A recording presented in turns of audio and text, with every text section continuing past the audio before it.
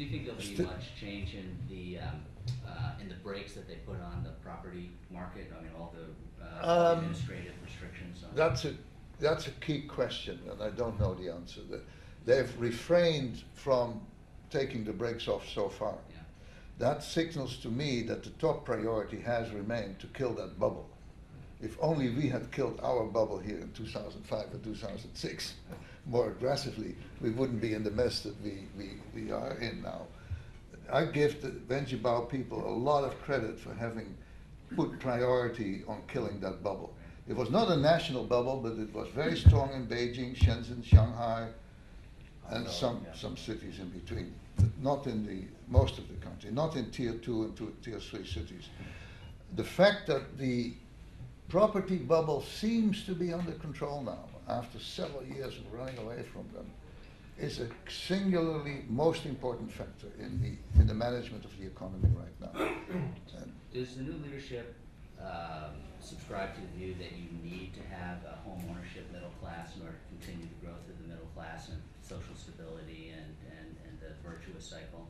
Well, it's forgive me for going back in history a little bit. That certainly was not the original objective. The massive privatization of urban residential property, which started in '98 after the Asian financial crisis, did not have as priority objective to spread home ownership. There were two objectives. One was to shift the financial burden for providing housing out of the SOEs, to make them more competitive internationally in preparation for WTO membership. And the second one was to create a large source of domestic demand for house improvement, to shield the economy against the effects of the Asian financial crisis, which had broken in '97. When Churanji assumed the prime ministership in March of '98, he ordered to accelerate massively this privatization of urban properties, the largest privatization in human history. Nobody has ever written about that. Involving hundreds of billions of dollars. The net worth much larger than anything you've seen in Eastern Europe. That was motivated by these two factors: making the SOEs more competitive and creating a source of domestic demand to prepare the country for the expected drop-off in export demand, because they didn't want to devalue like Indonesia, Malaysia, and everybody else, right? Churanji decided to fix the exchange rate. So if they were expecting to lose out export orders against Indonesia, Malaysia, etc., they had to create a source of domestic demand. So the motivation of this massive privatization was that, not to, I think, create a middle class of home ownerships that I think came on the scene more recently.